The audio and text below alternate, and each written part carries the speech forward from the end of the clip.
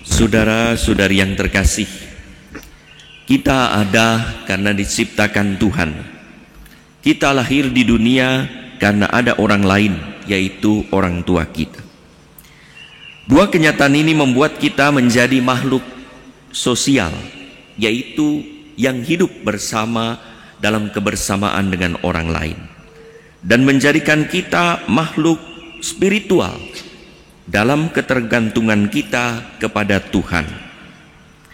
Sebagai makhluk sosial dan spiritual, kita pun akhirnya hidup bukan untuk diri sendiri saja, tetapi juga untuk sesama dan untuk Tuhan.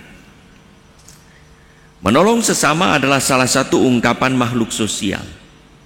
Menolong sesama bisa juga menjadi ekspresi makhluk spiritual saat seseorang menolong sesama karena Tuhan dan demi Tuhan. Bahkan perbuatan baiknya ini disertai dengan pengorbanan, yaitu mengesampingkan kepentingan sendiri atau kepentingan keluarga atau komunitas, karena yakin dalam pelayanan itu bukan hanya melayani sesama, tetapi melayani Tuhan. Pengalaman membantu sesama yang diyakini sebagai bagian dari melayani Tuhan itu dialami juga oleh sepasang suami istri dari Sunem yang kita dengar dalam bacaan pertama.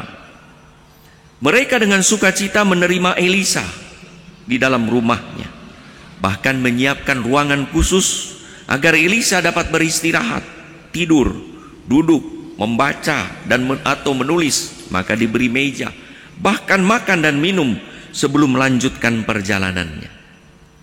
Sang istri menyadari bahwa mereka melayani bukan sekedar Elisa, manusia biasa, tetapi seorang manusia yang diutus Tuhan, abdi Allah, menjadi nabi yang berkarya sebagai nabi untuk manusia demi tugas yang diberikan oleh Tuhan. Elisa pun berbuat dan bersikap sebagai seorang utusan yang penuh perhatian pada sesama, yang menghadirkan belas kasih Allah, hingga ia ingin memberikan apa yang dibutuhkan oleh pasangan suami istri itu. Elisa tidak mempunyai sesuatu barang yang diberikan sebagai timbal balik atau ucapan terima kasih, tetapi ia dapat mendoakan mereka hingga mereka memperoleh apa yang mereka butuhkan walaupun mereka tidak memintanya.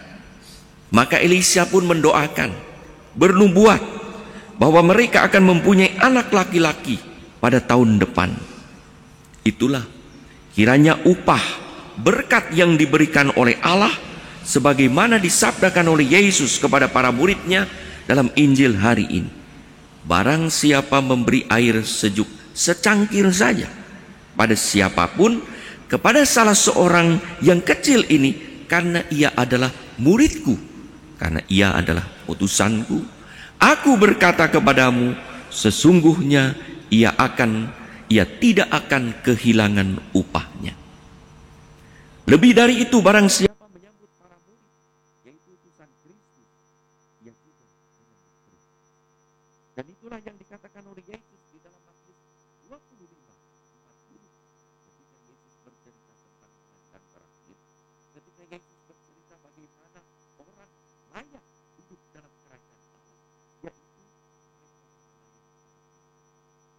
maka di dalam Matius 26:40 Yesus mengatakan, sesungguhnya sesuatu yang kamu lakukan untuk salah seorang dari saudaraku yang paling hina ini, kamu telah melakukannya untuk aku. Saudara-saudari yang terkasih, betapa bahagianya suami atau istri yang mengasihi pasangan hidupnya, bukan semata karena ia adalah suami atau istrinya, tetapi karena ia juga menyadari bahwa pasangan hidupnya adalah anugerah yang diberikan oleh Tuhan untuk menjadi teman yang sepadan.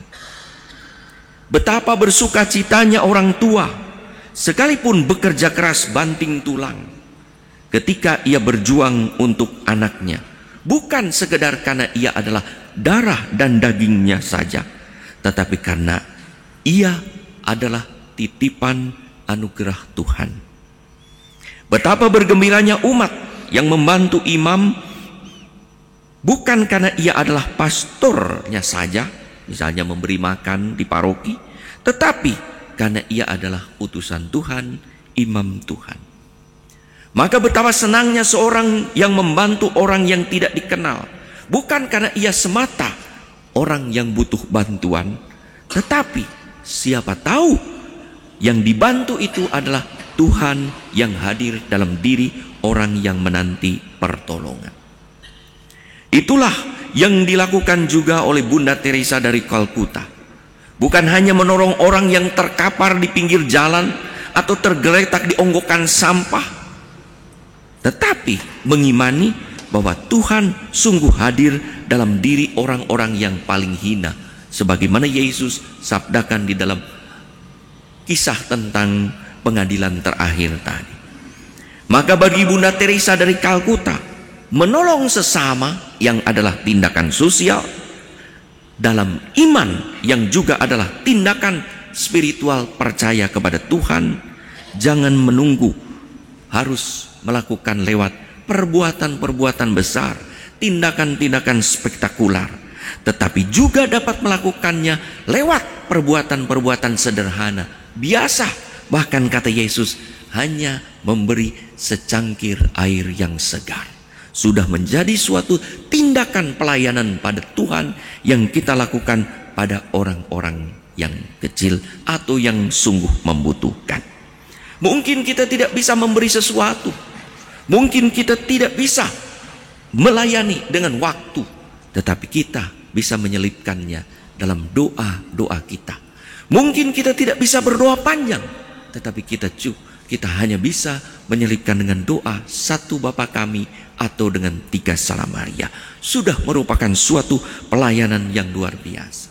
Maka Bunda Teresa berkata, melayani Tuhan, maka pelayanan itu jangan menunggu kita bisa berbuat apa yang besar, tapi lakukanlah yang kecil-kecil itu, tetapi dengan cinta yang besar kepada Tuhan yang diwujudkan dalam diri sesama.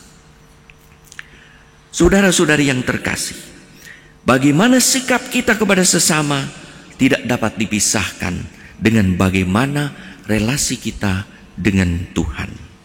Semakin kita beriman pada Tuhan, seharusnya semakin kita peduli kepada sesama. Siapa sesama itu? Sesama adalah yang pertama-tama adalah orang yang paling dekat, suami istri, anak orang tua, dalam keluarga, kakek, nenek, cucu, tetangga, rekan kerja, baru masyarakat yang lebih luas. Semakin kita rajin berdoa kepada Tuhan, seharusnya semakin juga kita berbuat baik pada sesama.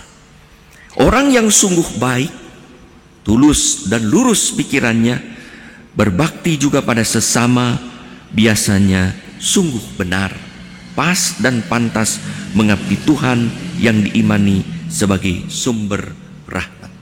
Mari kita memberi hanya secangkir air segar kepada sesama sebagai bukti, sebagai tanda kita melayani dan memberikan sesuatu kepada Tuhan.